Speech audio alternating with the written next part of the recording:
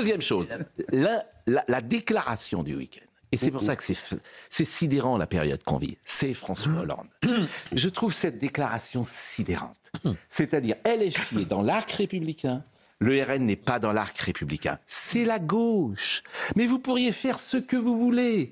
Le RN pourrait faire n'importe quoi, s'aligner sur les positions du Dalai Lama, c'est le RN. Et LFI peut faire n'importe quoi. Mais LFI peut faire n'importe quoi. LFI est dans le bon camp. Ces gens sont fascinants. Parce qu'à la limite, il aurait pu dire renvoyer les deux en même temps. Si, à la limite, s'il veut, il dit non, le RN n'est pas dans l'arc républicain, LFI n'est pas dans l'arc s'il veut. Depuis 2 ans, le RN, les interventions sont classiques. On est d'accord, on n'est pas d'accord, mais on est dans un registre classique d'intervention politique. La seule chose qu'il sait dire sur le RN, c'est attention, il a été fondé en 72 par des vichistes. Et ils veulent réviser la Constitution, c'est ça l'argument qu'il utilise. Mais François Hollande, moi je vous assure, j'aimerais parfois... En fait, quand tu es de gauche, tu nais de gauche, c'est dans le berceau. Tu vois, c'est un truc, c'est génétique. Ça ne change pas. Tu nais comme ça. C'est formidable d'ailleurs, les gens de gauche. Ils sont toujours de gauche. Moi, alors écoutez Hollande. Je l'ai rencontré, l'arc républicain. Et alors ? Comment il va ? C'est l'hémicycle. Qui est en forme d'arc, d'ailleurs. Mais vous avez raison, c'est une bonne formule. Dans cet arc, qu'il soit d'extrême gauche ou d'extrême droite, c'est républicain. Parce que ce sont des représentants du peuple. Vous avez parfaitement raison. Alors écoutez François Hollande. C'est parti, s'ils ne sont pas dans la... Exactement. S'ils sont pas dans la République. Écoutez François Hollande, je trouve que c'est la déclaration du week-end. Voilà, écoutez, paraît-il qu'il est intelligent François Hollande. Bon, c'est ce qu'on dit. Il est drôle. Et ce qui est attendu peut-être de Sébastien Lecornu, c'est de fixer la limite. Justement, on peut discuter avec tous les groupes, ça fait partie de la vie politique et de la vie institutionnelle. Mais on ne peut pas dire que le Rassemblement national est fait partie de l'arc républicain. Pourquoi ? Et ce qui est clair, c'est que le programme du Rassemblement national s'écarte des principes de la République. La meilleure preuve, c'est que le Rassemblement national annonce, il ne s'en cache pas, qu'il veut réviser la Constitution. Le Rassemblement national n'est pas dans l'arc républicain. Les Insoumis sont bien dans l'arc républicain ? Oui, ils sont dans l'arc républicain dès lors qu'ils se comportent en républicains. Et est-ce qu'ils le font Et parfois, ils s'en écartent quand ils ont des déclarations qui sont outrancières. La nullité des arguments. François Hollande, paraît-il qu'il est intelligent. La nullité des arguments. Et, je veux dire, le RN n'est pas dans l'arc républicain parce qu'il veut... Il veut refonder la Constitution. Mais LFI veut une 6e République. Il veut une 6e République, c'est la même chose. Mais je vous assure, en fait, ils sont perdus. Non, mais vous savez ce qui est le pire ? Ils sont perdus. Préserve les futures unions. Non, ils sont complètement perdus. Ce qui est le pire, ils savent plus où ils habitent. Ouais. Ils savent plus où ils habitent. Je peux pas vous dire autre chose. Donc on cherche à droite, on cherche à gauche un nouvel électorat. Ils ne savent plus où ils habitent. Si le RN Richard Millet n'est pas dans l'arc républicain, que sont les 11 millions de Français qui ont voté pour lui ? Ils sont où ? Ils sont hors de France, ils sont pas français, ils sont illégitimes. Vous savez ce qui est pire dans la déclaration de François Hollande, c'est que je crois il ne croit pas un mot de ce qu'il dit. Il sait pertinemment que LFI sort de l'arc républicain, même si cette valeur-là, bon, elle est un peu contestable, mais il sait très bien qu'ils n'ont plus rien à faire avec la gauche comme lui, il l'entend. Simplement, il est obligé de le dire pour garder son siège de député de Corrèze. Et c'est surtout, pourquoi il dit ça ? C'est juste pour répondre à M. Nicolas Sarkozy, qui a dit que le RN faisait partie de l'arc républicain. C'est sa seule boussole. Vouloir embêter Nicolas Sarkozy, vouloir être dans l'opposition à Nicolas Sarkozy. Olivier de Lagarde. L'autre boussole, c'est le mantra de gauche, parce que ça a été la martingale. Depuis François Mitterrand. François Mitterrand a poussé et a provoqué finalement la croissance du Front National à l'époque. Il a coupé la droite en deux, en rendant impossible une union des droites. Et du coup, la gauche a pu gouverner. C'est pas nouveau, Olivier. Ça, on le dit à chaque fois. Bon, autre passage. Pardon, mais là, il y a quand même un mot à dire, c'est qu'il valide quand même l'antisémitisme. Non, mais c'est quand même un peu embêtant de nous dire toute la journée qu'un parti qui agite l'antisémitisme à peu près tous les jours, je veux dire, a fait du drapeau palestinien un emblème absolument terrible au lieu d'en faire le drapeau des Palestiniens, que ce parti-là est républicain. Moi, je commence à... Je suis d'accord avec nous. Je salue André Valigny qui dit Georges Fenech a raison. Et ça, c'est bien de le souligner. Si le RN est dans l'hémicycle, c'est qu'il appartient à la République. Sinon, il serait interdit. La vraie question est, défend-il les valeurs de la République ? Là est le débat, les valeurs de la République. En tout cas, je ne pense pas qu'il... On a tapé dans la main de Philippe Poutou, pardon, mais c'est les valeurs républicaines. Ils ne savent plus où ils habitent. Ils sont en train de perdre le récit. Ils vont peut-être perdre les élections. Ils ne savent plus où ils habitent. Olivier Faure Olivier Faure, il en est, vous vous rendez compte, il en est à demander, à proposer que les mairies françaises fassent flotter le drapeau palestinien le 22 septembre 2025, date où la France devrait reconnaître officiellement l'État palestinien. Pourquoi ? Parce qu'ils cherchent des électeurs, ils n'en ont plus. Ils n'ont plus d'électeurs, et la dernière fois, ils ont fait moins de 2%. Donc ils en cherchent. Donc tout est possible. Il dit le 22 septembre, quand la France reconnaîtra enfin l'État palestinien, dit Olivier Faure, faisons flotter le drapeau palestinien sur nos mairies. Jonathan Arfi a dit, je n'ai pas souvenir que vous ayez demandé aux mairies d'afficher les portraits des otages retenus à Gaza, ni les drapeaux du Sud-Soudan ou du Kosovo, quand la France les a reconnus. La France a besoin d'apaisement, pas de surenchère démagogique et clientéliste, dit-il. Et Olivier Faure a également dit, il parlait à Julien Baloul qui avait écrit le 22 septembre et le soir du Nouvel An juif Rosh Hashanah, parce que je ne sais pas, tous mes amis juifs vivent comme un traumatisme, parce que c'est pas rien Rosh Hashanah, c'est le Nouvel An juif, que ce jour-là précisément, je ne sais même pas s'il se rend compte Emmanuel Macron de ce qu'il fait, ce jour symbolique. Et vous avez Olivier Faure qui ne trouve rien de mieux à dire que tant que vous penserez que vous fêtez le Nouvel An juif et tant que vous penserez que vous ne pouvez fêter le Nouvel An juif et l'an 1 d'un État palestinien, vous ne sèmerez que la haine, le désespoir et la mort.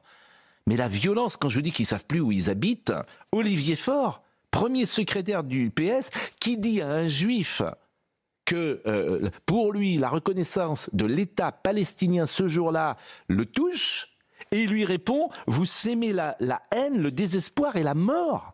Mais enfin, ces gens deviennent fous, en fait. Ouais. Ces gens deviennent fous, je ne peux pas vous dire autre chose. Ces gens deviennent fous. Là, il n'y a plus... Entre François Hollande, Olivier Faure, etc., ces gens deviennent fous. Vous êtes étonné de l'explosion des actes antisémites, en fait. Non, mais je vous assure, faut que... La sanction des électeurs, ils vont la prendre pleine face. Hein. Ou à l'inverse, ils peuvent mobiliser, on verra. Mais moi, je note aussi que ce matin, Olivier Faure était invité du service public de l'audiovisuel. Pas une question sur ce sujet, pas une. Pas une question. Alors, ce que vous dites est intéressant, parce qu'on va ouvrir évidemment le chapitre Radio France et France Télévisions. Les deux invités des matinales ce matin, France Télévisions, Olivier Faure, pas une question là-dessus. Non. Pas une question là-dessus. Sur ce que l'a dit, pas une question. Invité de France Inter, premier invité de la semaine. Gabriel Zucman. Ah oui. Gabriel Zucman. C'est le premier invité. On n'invite pas Alain Madelin. On n'invite pas, évidemment, Gabriel Zucman. Et vous avez donc ce monsieur... Vous avez ce monsieur Mellet, cet apparatchik que personne ne connaissait, avant hier. Bon, voilà. Alors, visiblement, son interview dans les hautes... Ça tangue à Radio France, hein, oui. Parce que les gens ont dit... Enfin, il est fou. Même au plus haut niveau, les gens ont dit, mais il est complètement fou. Son interview est lunaire. Son interview mérite... Son interview, c'est démission, c'est où il démissionne, où il est viré. C'est-à-dire qu'il dit, vous avez un dirigeant du service public payé par nos impôts qui attaque directement CNews, un de ses concurrents, en disant c'est nos pires adversaires. Moi, franchement, j'espère que Rachida Dati va dire quelque chose. Enfin, c'est inadmissible. C'est inadmissible. Ces gens ont perdu le sens commun. L'Arcom devra poser ce type. Mais ça va au-delà de l'Arcom. Le type doit être viré. De France Télévisions. Le type doit être viré. Vincent Mellet doit être viré. Ce qu'il dit de CNews, qu'un de ses concurrents, est absolument inadmissible. Tous les gens du métier hier se sont appelés en disant mais il a perdu le sens commun. Des gens de droite, de gauche, de tous les médias que j'ai eus, les gens ont dit mais il a perdu le sens commun. Adèle Van Rett, je sais pas, c'est la présidente Adèle Van Rett. Non, la directrice. Mais elle doit le dire. Mais enfin c'est. Mais est-ce qu'ils vont le dire publiquement, les gens qui vous ont dit de droite et de gauche hier que c'était... Bon. Mais même... La réponse est dans la question, pardon. Bon, alors voyons. Alors Monsieur Mellet, parce que personne ne le connaissait, Monsieur Mellet. Il a une fonction quand même. Hein. Monsieur Mellet... Directeur éditorial de Radio France. Mais il est directeur... Mais de la même manière que Monsieur Sidbon Gomez est un des directeurs éditoriaux de France Télévisions, qui était directeur de communication de Cécile Duflot, parce qu'en fait, tous ces gens-là... Mais c'est les mêmes, en fait, dans tous les postes de la France. Le Conseil d'État, le Conseil constitutionnel, t'as que des socialistes. Donc ça pose un problème. Mais si et ces gens viennent te dire qu'il y a comment il a dit, un oligopole hostile. Et la droite oligopole hostile. Ils ont 5 chaînes de télévision, 7 radios. Ouais. Non mais enfin, le type, faut qu'il change de métier, quoi. S'il ne connaît pas son métier, il faut qu'il fasse autre chose. Quoi, 2% de... Mais c'est pour l'interne qui dit ça, bon. Je pense que... Oui, c'est pour l'interne. Alors, voyez, donc Monsieur Mellet, je vous disais... Ah oui, ce matin, on est remonté quand même. Hein. Ah non, mais franchement, je vous assure. Mais moi, c'est super, je trouve, un ennemi adversaire principal, c'est génial. Alors, Vincent Mellet, plus belle la télé. Alors, jeune homme bien que passionné par la politique, il se dit que pour changer la société, il vaut mieux travailler à la télé qu'être élu. Bon, pourquoi pas. S'il avait pris l'autre voie, il aurait été socialiste. Il a toujours voté pour eux, dit-il. Bon, c'est de la même manière, d'ailleurs, que, enfin, ce qui se passe, vous avez François Morel qui a insulté sur le service public. Même Jean-Michel Apathy a dit personne ne dit à François Morel que les insultes publiques étaient un délit. La remarque vaut aussi pour les gens qui rient. Dans d'autres circonstances, on arrête des matchs de foot pour quand on dit ces mots-là. Hein. Là, on le dit à l'antenne. Mais bien sûr. C'est de l'injure publique. Le même mot, mais bien on arrête sûr. un match de foot. Hein. Ouais, c'est de Fils de pute et enculé, vous avez raison. Homophobe en plus. Exactement, Là, ça passe à homophobe. l'antenne, Mais bien sûr, mais moi je le dis, mais je pense qu'ils perdent leur bas. Hein. Franchement, ils sont en train de paniquer, c'est panique à bord, mais tous. C'est François Morel, c'est le directeur, c'est le grand, c'est Thomas. Ils veulent enquiquiner Adèle Van Rett. Hein, mais non, mais je pense qu'ils perdent tous leur bas. Hein. Je vous dis, c'est-à-dire qu'on est en train de voir ces gens sont, ils sont obsédés. C'est simple, 700 000 personnes le matin, 5% de part de marché tous les jours, 5e chaîne nationale, ça les rend dingues. Ça les rend dingues. Le journal du dimanche fait 2 fois plus que la Tribune dimanche. 2 fois plus. JD News est un succès total, avec Laurence Ferrari, Olivier Lejeune. Pas le même métier. La pétition, on en est à 1 million de Philippe de Villiers. Nulle part ils en parlent. La loi Duplon, 50 000, ils te le mettaient, 100 000. Et ils viennent nous donner des leçons. Ben oui, tous les jours. Attends, et ils nous insultent.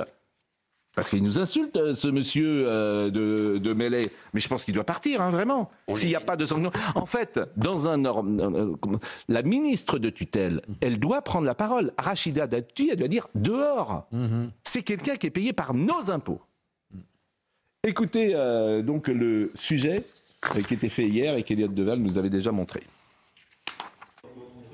Depuis la diffusion de cette vidéo montrant Thomas Legrand et Patrick Cohen attablés avec des socialistes et révélant des échanges teintés d'une certaine connivence, les dirigeants de Radio France se positionnent. Et la polémique semble davantage les agacer parce que ceux qu'ils considèrent être leurs ennemis en parlent, plutôt que parce qu'elle soulève la question de la responsabilité politique des journalistes.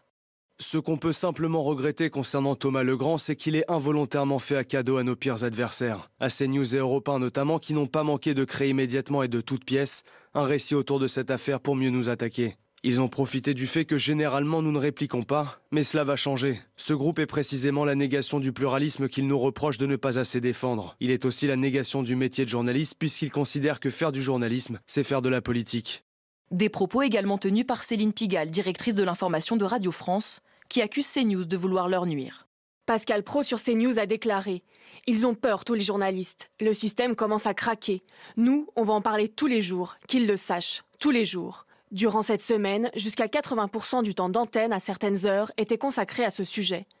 Alors qu'elle doit être auditionnée par l'Arcom, la directrice de Radio France s'est adressée aux sénateurs du Val-de-Marne. Elle dénonce des attaques amplifiées par des médias concurrents qui ne visent pas à améliorer le débat démocratique, mais à fragiliser une institution qui appartient à tous. Emmanuel Grégoire aussi, dans le même temps, a fait dans Le Monde, il a parlé du Parisien et il regrette, il a parlé de la possible acquisition du journal par Vincent Bolloré et il a dit que ce serait dommage, selon lui, ça impliquerait une surexposition des obsessions identitaires et sécuritaires et une fin de l'information au profit des opinions. Donc on en est là, il y a des attaques. Emmanuel Grégoire, ce sera le rival de Rachida Dati. Alors en plus. Qui sera, donc lui, il pourra peut-être bénéficier de. Patrick et moi, on fait le boulot. Mais qui a quand même la. Bon, effectivement, il lance. Il a quand même une qualité, c'est de ne pas être Anne Hidalgo quand même. Non, mais moi, j'ai rien contre Emmanuel Grégoire, mais c'est vrai que vous avez raison de dire qu'il donne un signe, quoi, il est porte-parole des syndicats du Parisien et que dans une municipale. Effectivement, ça, ce que vous dites s'entend. Je voudrais juste faire une précision et vous y associer, parce que, pour pas qu'il y ait de malentendus, nous on les critique, ils ont le droit de nous critiquer. Mais évidemment. Le problème, c'est que, un, c'est le service public, et donc les critiques vont toujours dans le même sens, et deux, là on n'est plus dans la critique. On est vraiment, c'est des gens en fait qui voudraient, en gros, qui n'ont que la censure en tête. En fait, ils voudraient, et c'est les mêmes qui voulaient faire fermer CNews, etc. Donc la critique, c'est très bien, c'est parfait entre les médias. Moi, je trouve pas ça. Mais le problème mais ça les rend dingues. En fait, ce qui les rend dingues, c'est qu'ils n'ont pas le monopole du récit. Donc ils nous accusent, Monsieur Mellet, de ne pas faire notre métier. Vous allez écouter la chronique ce matin de Laurent Tessier. Et j'invite tout le monde à l'écouter, Laurent Tessier, sur Europe 1 le matin. Parce que ce qu'il fait, c'est absolument remarquable. Parce qu'il travaille beaucoup et puis il va chercher, il va étayer, argumenter ce qu'il dit. Je disais tout à l'heure, la pétition de Philippe de Villiers, 1 million, elle est invisibilisée sur les antennes du service public. Monsieur Mellet, répondez à ça. Pourquoi cette pétition, pourquoi Philippe de Villiers n'est-il pas invité sur le service public? Il devrait être invité sur France Inter, puisqu'il a fait une pétition qui est comment dire, 900 000 quasiment, presque 1 million. 1 million. En fait, il devrait l'inviter. Philippe de Villiers devrait être invité de Benjamin Duhamel demain. C'est ça le pluralisme. Oui, nous, on invite tout le monde. Certains ne veulent pas venir, mais moi, j'invite tout le monde. Oui. Nous invitons tout le monde. Donc, écoutez la chronique de Laurent Tessier. Vincent Mellet a aussi déclaré « Nous avons le souci du débat contradictoire, d'une rigueur fondée sur les faits et la confrontation à la réalité. »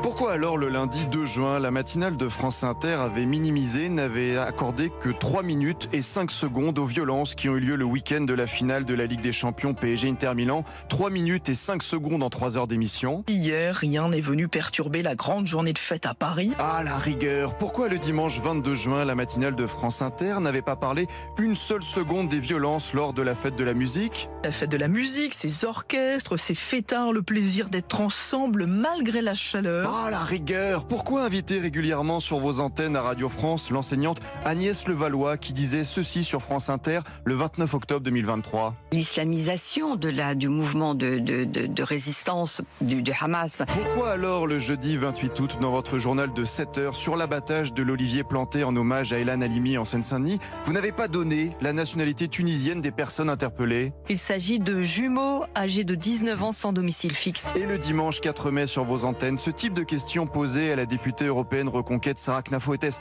du journalisme ou du militantisme? Est-ce que Bruno Retailleau, selon vous, est-ce qu'il est islamophobe? Et je vais même aller plus loin, est-ce qu'il est raciste en fait? Je rappelle le budget de Radio France, environ 650 millions d'euros, notre argent. Alors monsieur Vincent Mellet, vous dites dans l'interview, nous ne faisons pas le même métier. Oui, certains parlent du réel et d'autres comme vous sont dans le déni et écrivent une autre histoire.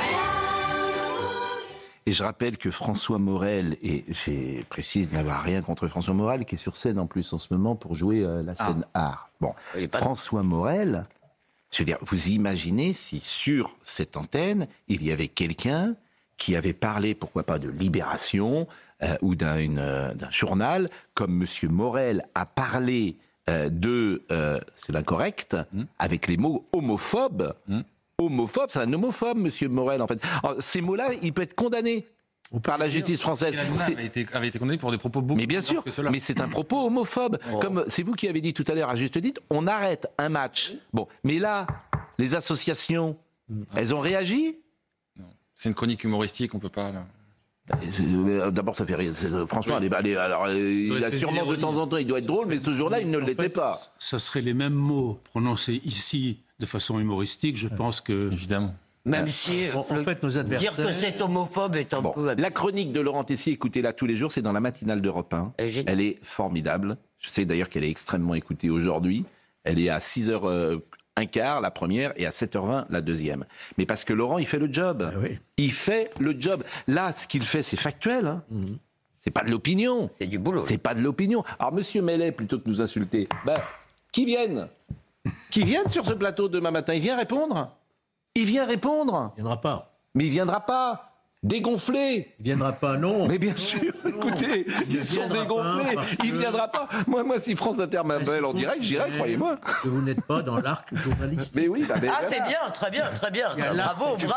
Qui vienne, Monsieur Mellet. Qui vienne sur ce... Je propose qu'on adopte la motion de Georges. Mais oui. On n'est pas dans l'arc journalistique. Très bien, vous ne faites pas le même métier. Mais quel métier il fait? Il est directeur éditorial, il n'a jamais fait un sujet de sa vie, il n'a jamais fait un reportage de sa vie. Enfin, c'est un apparatchik. Voilà, il est là, c'est les réseaux. Le service public, c'est comme ça. Oui.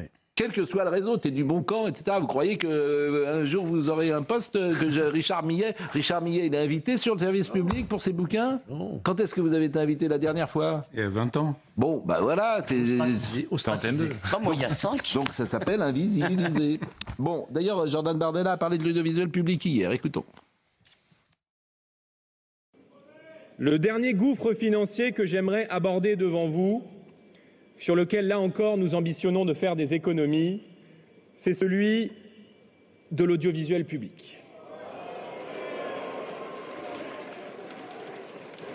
Chaque année, plus de 4 milliards d'euros, 4 milliards d'euros, sont engloutis dans une machine dont les dérives militantes sont désormais connues de tous. Ce ne sont pas certains journalistes stratèges du Parti socialiste qui me démentiront. Quelle grande démocratie digne de ce nom, en 2025, peut encore accepter de financer à ce prix-là une télévision publique pléthorique, partisane et militante? Aucune. Voilà pourquoi nous privatiserons l'audiovisuel public.